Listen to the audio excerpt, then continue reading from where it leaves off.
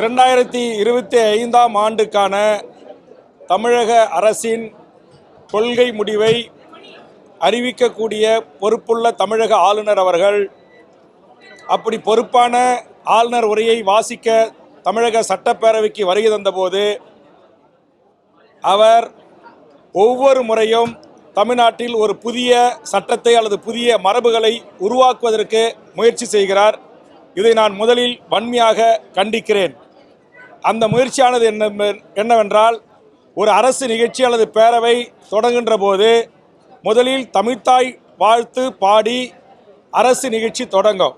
ஆளுநர் உரை வாசித்தளித்த பிறகு அந்த நிகழ்ச்சி அரசு நிகழ்ச்சி நிறைவு செய்கின்ற போது தேசிய கீதம் பாடப்படும். இதுதான் சுதந்திர இந்தியாவில் தமிழ்நாட்டில் 75 ஆண்டு காலம் வரலாறாக மரபாக பின்பற்றப்படுகின்ற ஒரு நடைமுறை.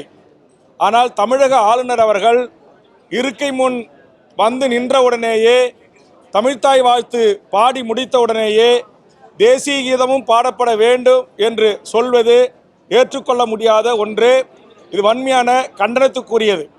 பல்வேறு அரசு நிகழ்ச்சிகளில் ஆளுநர் கலந்து கொள்கின்ற நிகழ்வுகளில் இந்த புதிய நடைமுறையை தமிழ்நாட்டில் புகுத்துவதற்கு அவர் முயற்சிக்கிறார். இது மக்களால் தேர்ந்தெடுக்கப்பட்ட 7 கோடி மக்களை பிரதிநிதிப்படுத்துகின்ற தமிழக சட்டமன்றத்தை அவமதிக்கின்ற செயல், மரபுகளை மீறி செயல்படுகின்ற ஒரு செயல். இதை தமிழக வாழ்வுரிமை கட்சியின் சார்பாக மிக வன்மையாக நான் கண்டிக்கிறேன். அதே மாதிரி அண்ணா பல்கலைக்கழகத்தில் நடந்தேறிய அந்த பெண்ணிற்கான பாலியல் வன்கொடுமையில் தமிழக அரசை நாம் எப்படி பதில் கூற வேண்டும், பொறுப்பேற்க வேண்டும் என்று சொல்லுகிறோமோ, தமிழ்நாடு காவல்துறை இதற்கு பதிலளிக்க வேண்டும் என்று நாம் சொல்லுகிறோமோ, அதற்கு நிகரான சம உரிமை தமிழ்நாடு ஆளுநர் அவர்களுக்கு இருக்கிறது. காரணம், தமிழ்நாட்டின் ஆளுநர் தான் தமிழ்நாட்டில் இருக்கிற அனைத்து பல்கலைக்கழகங்களுக்கும் வேந்தராக இருக்கிறார். மக்களால் தேர்ந்தெடுக்கப்பட்ட தமிழ்நாடு அரசு நியமிக்க வேண்டிய துணைவேந்தர் பதவிகளை தந்தோன்றித்தனமாக தானே அதிகாரத்தை கையில் எடுத்துக்கொண்டு நியமனம் செய்கின்ற தமிழ்நாட்டுடைய ஆளுநர் அவர்கள் அவருடைய வேந்தராக இருந்து செயல்படுகின்ற அண்ணா பல்கலைக்கழகத்தில் நடந்தேறிய இந்த பாலியல் வன்கொடுமையை குறித்து ஏன் வாய் திறக்க மறுக்கிறார்? இன்றைக்கு பிரதான எதிர்க்கட்சி உட்பட பத்திரிகை ஊடகங்களில் யார் அந்த சார் என்கிற கேள்வி எழுப்பப்படுகிறது அல்லவா? அதற்கு பதில் சொல்ல வேண்டிய பொறுப்பும் கடமையும் தமிழ்நாட்டில் இருக்கிற பல்கலைக்கழகங்களுக்கு வேந்தராக இருக்கின்ற தமிழக ஆளுநருக்கு அது இருக்கிறது.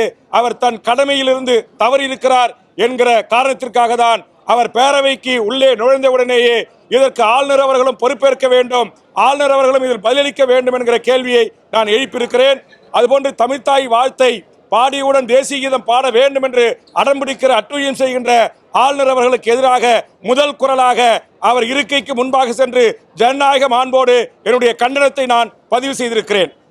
மூன்றாவது, இந்த ஆளுநர் அறிக்கையில் தமிழ்நாடு அரசு கடந்த 3 ஆண்டுகளில் அறிவித்த பல்வேறு திட்டங்கள் தொடரும் என்று அறிவித்திருக்கிறார்கள். புதிய திட்டங்கள்.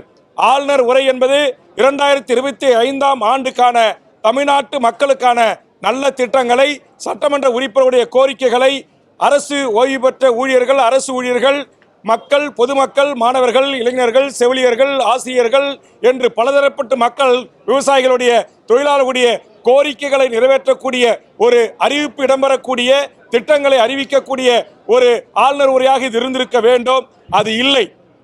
இங்கே என்ன ஒரே ஒரு மகிழ்ச்சியான செய்தினா, 9 லட்சத்திற்கும் மேல் கடனாக இருக்கிற தமிழ்நாடு அரசு கடந்த காலங்களில் அறிவித்த அத்தனை திட்டங்களையும் நாங்கள் நடைமுறைப்படுத்துவோம், தொடருவோம் என்று அறிவித்திருக்கிறார்கள். ஆனால் சமூக நீதி என்று ஆளுநர் உரையில் குறிப்பிடப்பட்டிருக்கிறது. ஆனால் சமூக நீதி கிடைப்பதற்கு சாதிவாரி கணக்கெடுப்பு நடத்தப்படும் என்கிற அறிவிப்பு இல்லாதது பெரு ஏமாற்றம் இருப்பதாக நான் பார்க்கிறேன். அதேபோன்று காவேரி அருகே மேகதாது அணை கட்டுவதை தடுப்பிற்கு நாங்கள் முயற்சி செய்வோம் என்று ஒற்றை வரியோடு முடித்துக் கொள்கிறார்கள். அதற்கு நிகரான ஒரு அணையை தமிழ்நாட்டில் நாங்கள் கட்டுவோம் என்கிற அறிவிப்புகள் இதிலே இடம்பெறவில்லை. அதேபோன்று தமிழ்நாட்டில் பல்வேறு சம்பவங்கள் நடந்தேறியிருக்கிறது. அதற்கு இந்த ஆளுநர் உரையில் ஏதாவது ஒரு தீர்வு இருக்கும் என்று நாம் எதிர்பார்த்தோம். அரசு ஊழியர்கள், போக்குவரத்து ஊழியர்கள், ஓய்வு பெற்ற ஊழியர்கள் பழைய ஓய்வூதியம் திட்டம் கிடைக்கும் என்று எதிர்பார்த்து காத்திருந்தார்கள். இல்லை. பல்லாயிரக்கணக்கான ஆசிரியர் நியமனத்திற்கான அறிவிப்புகளும் ஆளுநர் குறிப்பில் இடம்பெறும் என்று எதிர்பார்த்தோம். இல்லை. அதுபோன்று பல்லாயிரக்கணக்கான செவிலியர்கள், மருத்துவர்கள் நியமனம் செய்யப்படுவார்கள், அதற்கான முன்னறிவிப்பில் எடுக்கும் என்று எதிர்பார்த்தோம். அதுவும் இல்லை.